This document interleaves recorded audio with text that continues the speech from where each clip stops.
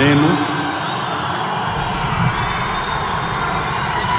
కొణిదెల పవన్ కళ్యాణ్ అనే నేను శాసనం ద్వారా నిర్మితమైన భారత రాజ్యాంగం పట్ల నిజమైన విశ్వాసం, విధేయత చూపుతానని, భారతదేశ సార్వభౌమాధికారాన్ని, సమగ్రతని కాపాడుతానని,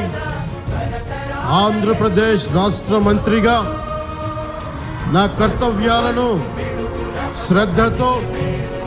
అంతఃకరణ శుద్ధితో నిర్వహిస్తానని, భయం కానీ, పక్షపాతం కానీ,